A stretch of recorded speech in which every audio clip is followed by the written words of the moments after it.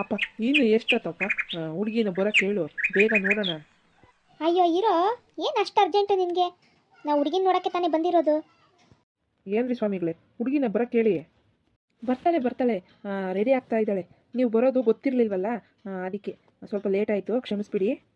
ಅಯ್ಯೋ ಇರಲಿ, ಪರವಾಗಿಲ್ಲ, ನಿಧಾನವಾಗಿ ಬರಲಿ, ಏನು ತೊಂದರೆ ಇಲ್ಲ. ಹಾಗೆ ಸ್ವಾಮಿಗಳೇ, ನಿಮ್ಗೆ ಎಷ್ಟು ಎಕರೆ ಜಮೀನಿದೆ? ಹಾಗೆ ಊರಲ್ಲಿ ಎಷ್ಟು ಸೈಟ್ ಇದ್ದಾವೆ? ನನಗೆ ಒಂದು 2 ಎಕರೆ ಜಮೀನಿದೆ. ಇದೊಂದೇ ಮನೆಯೇ, ನನಗೆ ಜಾಸ್ತಿ ಏನಿಲ್ಲ, ಇದೊಂದೇ ಮನೆಯೇ ಇರೋದು. ಅಪ್ಪ ಕಾಪಿ. ಮಗಳೇ, ಕಾಫಿನ ತಂದು ಅಳಿಯಂದ್ರೆ ಕೊಡು. ಏ ಹೋಗಪ್ಪ, ನನಗೆ ನಾಚಿಕೆ ಆಯ್ತದೆ, ನೀನೇ ಕೊಡು. ಮಗಳೇ, ಹಾಗೆಲ್ಲ ಮಾಡಬಾರ್ದು, ಬಂದು ಕಾಫಿ ಕೊಡು ಬಾ. ಏ ಹೋಗಪ್ಪ, ನನಗೆ ನಾಚಿಕೆ ಆಯ್ತದೆ ಅಂತ ಅವಾಗಿಂದ ಹೇಳ್ತಾ ಇದ್ದೀನಿ. ತಿರ್ಗಾ ನೋಡು ನೀನು ಹೆಂಗೆ ಹೇಳ್ತೀಯ ಕಾಫಿ ಕೊಡು ಅಂತ. ಇಲ್ಲಪ್ಪ, ನಾನು ಕೊಡಲ್ಲ. ಮದುವೆ ಗಂಡು ತುಂಬ ಚೆನ್ನಾಗಿದ್ದಾನೆ. ತಪ್ಪು ತಿಳ್ಕೊಬೇಡ್ರಿ, ಅವಳಿಗೆ ತುಂಬ ನಾಚಿಕೆ. ಏನ್ರಿ, ನಿಮ್ಮ ಮಗಳಿಗೆ ನಾಚಿಕೆನಾ ಅಥವಾ ಹುಚ್ಚಿಡ್ತಿದ್ಯಾ? ಅದೇನು ಹಾಗಾಡ್ತಾಳೆ, ಒಂಚೂರು ಬುದ್ಧಿನೇ ಇಲ್ವಲ್ಲ. ಬಂದಿರೋರ ಮುಂದೆ ಹೇಗೆ ನಡ್ಕೋಬೇಕು ಅಂತಲೂ ಗೊತ್ತಿಲ್ಲ, ಹೇಗೆ ತಿಕ್ಕಲಾಗಿ ಆಡ್ತಿದ್ದಾಳೆ. ಅಯ್ಯೋ ಅಯ್ಯೋ, ತಪ್ಪು ತಿಳ್ಕೊಬೇಡ್ರಿ, ಒಬ್ಬಳೇ ಮಗಳಲ್ವಾ, ಸ್ವಲ್ಪ ಮುದ್ದಾಗಿ ಬೆಳೆಸ್ಬಿಟ್ಟಿದ್ದೀನಿ, ಅದಕ್ಕೆ ಹಾಗೆ ಆಡ್ತಾಳೆ ಅಷ್ಟೇ. ನಾನು ಬುದ್ಧಿ ಹೇಳ್ತೀನಿ ಅವಳಿಗೆ. ನಿಮಗೆ ಹುಡುಗಿ ಇಷ್ಟ ಆದ್ಲಾ ಹೇಳಿ?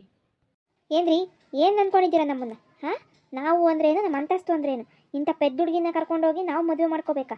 ಅದು ನನ್ನ ಮಗಂಗೆ. ಹಾಂ, ಅವ್ನ ಫ್ರೆಂಡ್ಸ್ ಎಲ್ಲ ಎಷ್ಟು ಆಡ್ಕೊಳ್ಳಲ್ಲ ಪೆದ್ದ ಹುಡುಗಿನ ಮದುವೆ ಆಗಿದ್ಯಾ ಅಂತ. ನಮಗೆ ಬೇಡಪ್ಪ ಈ ಸಂಬಂಧ. ಲೇ ರಾಜು, ಎದ್ದೋಳು, ಮೊದಲು ಹೋಗೋಣ.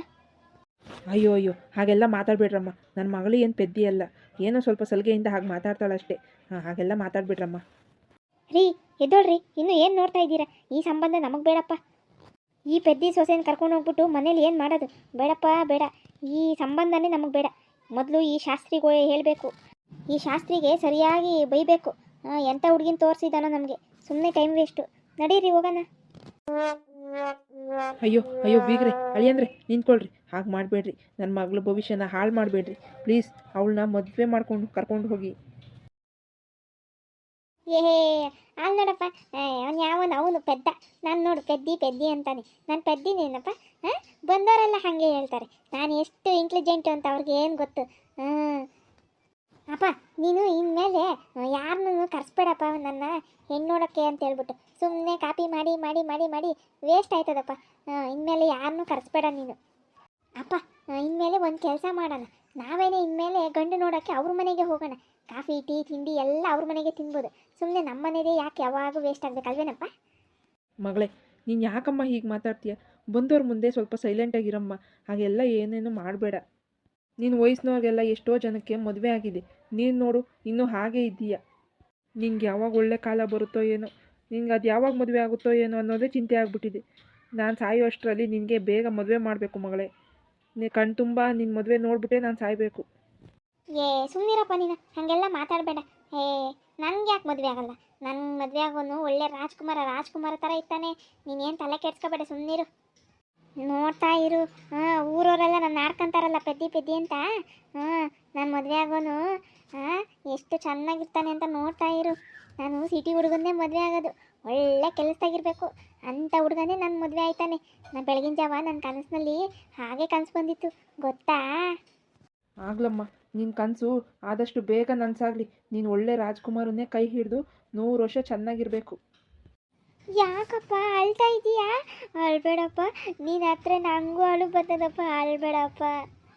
ಯಾಕೋ ಮನಸ್ಸಿಗೆ ತುಂಬ ಬೇಜಾರಾಗ್ಬಿಟ್ಟೈತಮ್ಮ. ಊರವರೆಲ್ಲನೂ ಕೇಳ್ತಾ ಇರ್ತಾರೆ ನೀನು ಯಾವಾಗ ನಿನ್ನ ಮಗಳು ಮದುವೆ ಮಾಡ್ತೀಯಾ ಅಂತ. ಅದಕ್ಕೆ ತುಂಬ ಬೇಜಾರಾಗೈತಿ. ಜನಗಳಿಗೆ ಹೇಗೆ ಉತ್ತರ ಕೊಡಬೇಕು ಅನ್ನೋದೇ ಗೊತ್ತಾಗ್ತಾ ಇಲ್ಲ ನನಗೆ. ಅಪ್ಪ, ನೀನು ಬೇಜಾರು ಮಾಡ್ಕೋಬೇಡ. ನಾನು ಯಾಕೆ ಮದುವೆ ಆಗಿಲ್ಲ ಗೊತ್ತಾ? ದೇವರು ನೀನು ಒಬ್ಬನೇ ಒಂಟಿ ಆಗೋಗ್ಬಿಡ್ತೀಯ ಅಂತೇಳಿ ನನ್ನ ನಿನ್ನ ಜೊತೆ ಇರಿಸಿದ್ದಾನೆ ಗೊತ್ತಾ? ಏನು ಹೇಳ್ತಾ ಇದೆಯಮ್ಮ ನೀನು? ಹೌದಪ್ಪ, ಈಗ ನಾನು ಮದುವೆ ಮಾಡಿಕೊಂಡು ಬೇರೆ ಮನೆಗೆ ಹೋಗ್ಬಿಟ್ರೆ ನಿನಗೆ ಅಡುಗೆ ಮಾಡೋರು ಯಾರು, ಬಟ್ಟೆ ಒಕ್ಕೊಡೋದು ಯಾರು? ನೀನು ಒಬ್ಬಂಟಿ ಆಗೋಗ್ಬಿಡ್ತೀಯಲ್ಲಪ್ಪ ಮನೇಲಿ. ಅಕಸ್ಮಾತ್ ನೀನು ಒಬ್ಬನೇ ಇದ್ದಾಗ ಹುಷಾರು ತಪ್ಪಿದ್ರೆ ನೀನು ಯಾರು ನೋಡ್ಕೊತಾರಪ್ಪ? ನೀನು ಒಬ್ಬಂಟಿ ಆಗೋಗ್ಬಿಡ್ತೀಯಲ್ಲಪ್ಪ ಮನೇಲಿ. ನನಗೆ ನೀನು ಬಿಟ್ಟೋಗೋಕ್ಕೆ ಇಷ್ಟ ಇಲ್ಲಪ್ಪ. ಅಪ್ಪ ಇನ್ಮೇಲೆ ಯಾವ ಹುಡುಗರನ್ನು ಕರ್ಕೊಂಬರ್ಬೇಡಪ್ಪ ನಾನು ನೋಡೋಕ್ಕೆ. ಅವ್ರು ಯಾವಾಗೂ ಬಂದವರೆಲ್ಲನೂ ಇವಳು ಪೆದ್ದಿ ಪೆದ್ದಿ ಅಂತಲೇ ಇರ್ತಾರೆ. ನನ್ನ ಮನಸ್ಸಿಗೆ ತುಂಬ ಬೇಜಾರಾಗುತ್ತಪ್ಪ. ನೀನು ಇನ್ಮೇಲೆ ಯಾರನ್ನೂ ಕರ್ಕೊಂಡು ಬರಬೇಡಪ್ಪ. ಹಾಗೆ ನನ್ನ ಫ್ರೆಂಡ್ಸ್ ಎಲ್ಲನೂ ನನ್ನ ಪೆದ್ದಿ ಪೆದ್ದಿ ನೀನು ಯಾರು ಮದುವೆ ಮಾಡ್ಕೊತಾರೆ ಅಂತೆಲ್ಲ ಆಡ್ಕೊತಾರಪ್ಪ. ನೀನೇ ಹೇಳಪ್ಪ, ನಾನು ಪೆದ್ದಿನೇನಪ್ಪ? ಯಾರಮ್ಮ ಹೇಳಿದ್ದು? ಇಲ್ಲಮ್ಮ, ನೀನು ಪೆದ್ದಿ ಅಲ್ಲಮ್ಮ. ಯಾರು ಏನೇ ಹೇಳಿ ನೀನು ಮಾತ್ರ ತಲೆ ಕೆಡ್ಸ್ಕೋಬೇಡ. ನೀನು ಜಾಣವಂತೆ. ಹೋಗಪ್ಪ, ನೀನು ಯಾವಾಗಲೂ ಹೀಗೆ ಹೇಳ್ತೀಯ. ನೀನು ನೋಡಿದ್ರೆ ನೀನು ಜಾಣೆ ಜಾಣೆ ಅಂತೀಯ. ಊರವರೆಲ್ಲ ನನ್ನ ಪೆದ್ದಿ ಪೆದ್ದಿ ಅಂತಾರೆ.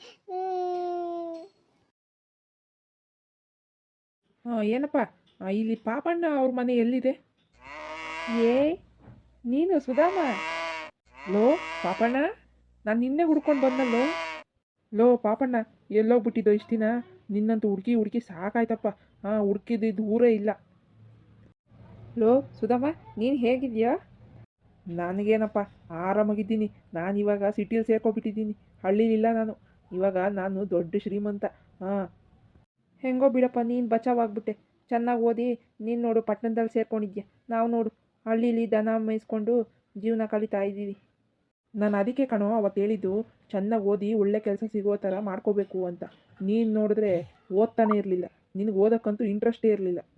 ಏನು ಮಾಡೋದಪ್ಪ, ನನಗೆ ಓದು ತಲೆ ಗಂಟಲೇ ಇಲ್ಲ.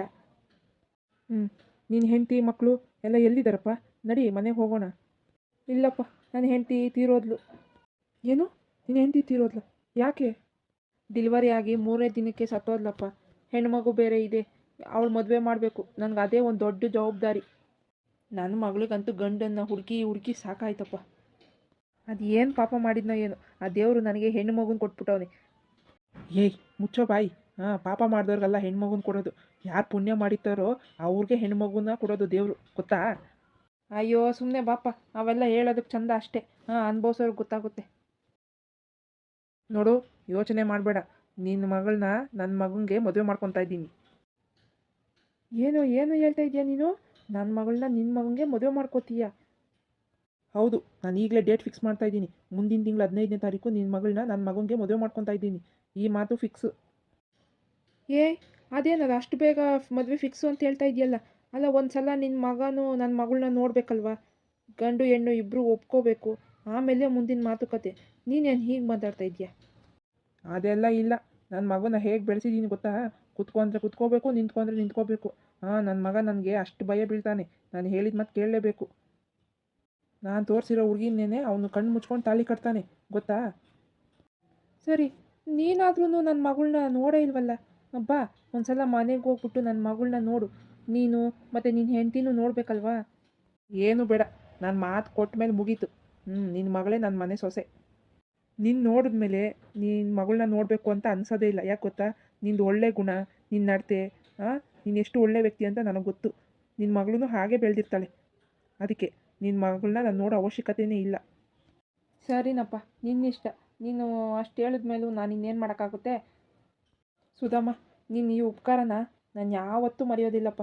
ನನ್ನ ಮಗಳನ್ನ ಅದು ಯಾರು ಮದುವೆ ಮಾಡ್ಕೊತಾರೋ, ಯಾರು ಮನೆಯಾಗಿ ಸೊಸೆಯಾಗಿ ಹೋಯ್ತಾಳೋ ಅಂತ ತುಂಬ ಟೆನ್ಷನ್ ಆಗಿಬಿಟ್ಟಿತ್ತು. ನಿನ್ನ ಮನೆ ಸೊಸೆಯಾಗಿ ಹೋಗ್ತಾ ಇದ್ದಾಳೆ ಅಂತ ಈಗ ತುಂಬ ಖುಷಿ ಆಗ್ತಾಯಿದೆ. ನನ್ನ ಮಗಳು ಎಲ್ಲಿದ್ರೂ 100 ವರ್ಷ ಚೆನ್ನಾಗಿರ್ತಾಳೆ. ಲವ್ ಸಾಕು ಸುಮ್ಕಿರಲೇ. ನಾನು ಮದುವೆ ಆಗಿದ್ದಕ್ಕೆ ಕಾರಣನೇ ನೀನಲ್ವೇನಾ? ಅವತ್ತು ನಾನು ಲವ್ ಮ್ಯಾರೇಜಿಗೆ ನೀನೇ ಅಲ್ವೇನೋ ಸಪೋರ್ಟ್ ಮಾಡಿದ್ದು? ನೀನು ಇಲ್ಲದೇ ಇದ್ದಿದ್ರೆ ನನ್ನ ಮದುವೆ ನಡೀತಾನೆ ಇರಲಿಲ್ಲ. ನೋಡಪ್ಪ, ಜ್ಞಾಪಕ ಇಟ್ಕೋ, ಮುಂದಿನ ತಿಂಗಳು 15ನೇ ತಾರೀಕೆ ನನ್ನ ಮಗಂದು ನಿನ್ನ ಮಗಳದು ಮದುವೆ, ಸರಿನಾ? ಆದರೂ ಸುಧಾಮ, ನಿನ್ನ ಮಗ ಒಂದು ಸಲ ನನ್ನ ಮಗಳನ್ನ ನೋಡಿದರೆ ಚೆನ್ನಾಗಿರ್ತಿತ್ತು. ಯಾಕಂದರೆ ಅವರಿಬ್ಬರಲ್ವ ಜೀವನ ಪೂರ್ತಿ ಜೊತೆಗಿರೋದು. ಒಂದು ಸಲ ನೋಡಿ ಮಾತಾಡಿದ್ದಿದ್ರೆ ಚೆನ್ನಾಗಿರ್ತಿತ್ತೇನೋ. ನಿನ್ಗೆ ಯಾಕಯ್ಯ ಅವೆಲ್ಲ? ನೀನು ಸುಮ್ಮನಿರು. ನನ್ನ ಮಗ ನಿನ್ನ ಮಗಳನ್ನ ಮದುವೆ ಆದೇ ಆಗ್ತಾನೆ, ನೋಡ್ತಾ ಇರು. ನಿನ್ನ ನೋಡಿದ್ಮೇಲೆ ನಿನ್ನ ಮಗಳು ನೋಡೋ ಅವಶ್ಯಕತೆಯೇ ಇಲ್ಲ. ಯಾಕೆ ಹೇಳು? ನಾನು ಯಾವಾಗಲೇ ಹೇಳಿದ್ದೀನಲ್ಲ, ಒಳ್ಳೆ ಸಂಸ್ಕಾರವಾಗಿ ಬೆಳೆಸಿರ್ತೀಯ. ಅದಕ್ಕೆ ನಿನ್ನ ಮಗಳನ್ನೇನು ನೋಡೋದು ಅವಶ್ಯಕತೆ ಇಲ್ಲ. ಹಾಗೆ ವರದಕ್ಷಿಣೆ ಬಗ್ಗೆ ಸ್ವಲ್ಪ ಮಾತಾಡಿದರೆ ಚೆನ್ನಾಗಿರ್ತಿತ್ತು. ಏನೇನು ಕೊಡಬೇಕು ಎಲ್ಲ ಹೇಳ್ಬಿಡಪ್ಪ. ಎಂತ ಮಾತಾಡ್ತಾ ಇದೀಯೋ? ನಾನು ಹಣಕ್ಕೆ ಬೆಲೆ ಕೊಡೋನಲ್ಲ, ನಾನು ಗುಣಕ್ಕೆ ಬೆಲೆ ಕೊಡೋನು. ಸರಿನಪ್ಪ, ನಾನು ಬರ್ತೀನಿ. ಹೇಳಿದ್ದೆಲ್ಲ ಜ್ಞಾಪಕ ಇರಲಿ, ಸರಿನಾ? ಹಾಯ್, ಎಲ್ಲರೂ ಹೇಗಿದ್ದೀರಾ? ಚೆನ್ನಾಗಿದ್ದೀರಾ? ನಿಮಗೆ ಈ ವಿಡಿಯೋ ಇಷ್ಟವಾಗಿದ್ದಲ್ಲಿ ಪ್ಲೀಸ್ ಲೈಕ್ ಮಾಡಿ, ಶೇರ್ ಮಾಡಿ, ಸಬ್ಸ್ಕ್ರೈಬ್ ಮಾಡ್ಕೊಳ್ಳಿ. ಈ ಕಥೆಯ ಹೆಸರು ಹಳ್ಳಿ ಹುಡುಗಿ ಪೆದ್ದಿಯ ಮದುವೆ ಅಂತ. ಈ ಕಥೆಯಲ್ಲಿ ನಾನು ಸ್ವಲ್ಪ ಪೆದ್ದಿ ಥರ, ಏನಂದರೆ ಹಳ್ಳಿ ಹುಡುಗಿ, ಅಷ್ಟೊಂದು ಜ್ಞಾನ ಇರೋದಿಲ್ಲ, ಆ ಥರ ಪಾತ್ರ ನಾನು ಮಾಡ್ತಾಯಿದ್ದೀನಿ. ಆಮೇಲೆ ಸುಮ್ಮನೆ ತಪ್ಪು ತಿಳ್ಕೊಬೇಡಿ, ಹಳ್ಳಿಯವರೆಲ್ಲ ಪೆದ್ದಿನ ಅಂತ ತಪ್ಪು ತಿಳ್ಕೊಬೇಡಿ. ನಾನು ಜಸ್ಟ್ ಕಾಲ್ಪನಿಕವಾಗಿ ಒಂದು ಪಾತ್ರನ ಸೆಲೆಕ್ಟ್ ಮಾಡ್ಕೊಂಡಿದ್ದೀನಿ ಅಷ್ಟೇ. ಈ ವಿಡಿಯೋ ಬರೀ ಕಾಲ್ಪನಿಕವಾದದ್ದು, ಇದು ಯಾರಿಗೂ ಸಂಬಂಧಪಟ್ಟಿಲ್ಲ.